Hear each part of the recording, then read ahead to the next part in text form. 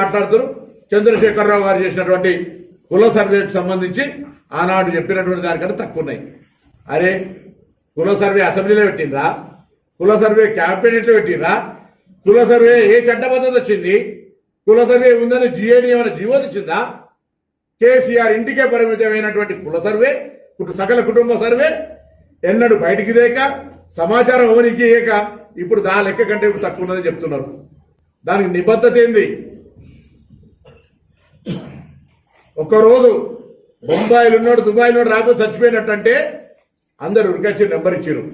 ఈ కార్యక్రమం నిర్వహించి శాసనసభలో చర్చకు పెడితే ఎవరైనా ఈ యొక్క కుల సర్వేలో భాగస్వాములు అయినటువంటి వాళ్ళు, కుల సర్వేకు సంబంధించి సమాచారం ఇచ్చిన వాళ్ళు మాట్లాడినా బహిష్కరించిన అర్థం ఉంటుంది.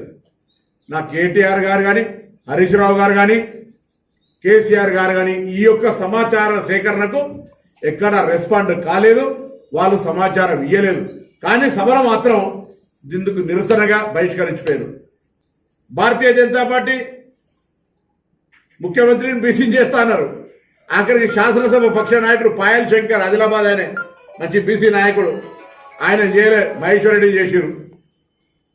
వాళ్ళ పార్టీ అంతర్గతం కావచ్చు, కానీ ఆ పార్టీకి బలహీన వర్గాల గురించి మాట్లాడే హక్కు లేదు. ఎందుకంటే కేంద్రంలో నరేంద్ర మోడీ గారి నాయకత్వంలో మేము కులగణన చేయమని సుప్రీంకోర్టులో అఫిడవిట్ ఇచ్చిన వాళ్ళు వీళ్ళంతా.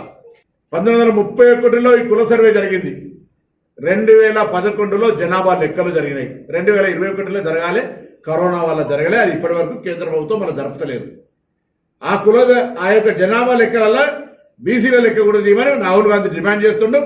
రాహుల్ గాంధీ డిమాండ్ను నీ కులం ఏదో చెప్పమని ఉల్టా ఆయనను విమర్శిస్తున్నారు. మొన్నటిదాకా బీసీ సంఘాల వాళ్ళు, బీసీ మేధావులు ఎప్పుడు చేస్తారు అని అడిగారు. చేస్తుంటే అందరూ పోయి ఎక్కడెక్కడో ఉన్నారు. వాళ్ళందరూ పోయి కులాల వారీగా సర్వే చేయాలి, కులాలన్నీ ఈమని అడగాలి కదా, కులాల సమాచారం ఈమని వాళ్ళంతా తిరిగేసే బాధ్యత ఉండే కదా. అప్పుడు అట్లా చేయాలి, ఇప్పుడు మళ్ళీ ఇట్లా జరుగుతుంది. వాళ్ళందరినీ కొడతా ఉన్నాం. బేషిజం లేదు. దయచేసి మీకున్న అనుమానాలు ఏమున్నా ఐఎమ్ రెడీ టు క్లారిఫై. అసలు బీజేపీ కేంద్రంలో అఫిడవిట్ ఇచ్చింది, వాళ్ళకి ఏం కొంతున్నది? కేసీఆర్ రాజకీయ అధికారం ఉన్నప్పుడు బీసీలకు హక్కు లేదు, ఇప్పుడు పార్టీ పదవులకు హక్కు లేదు, వాళ్ళకేం మాట్లాడే హక్కు ఉన్నది?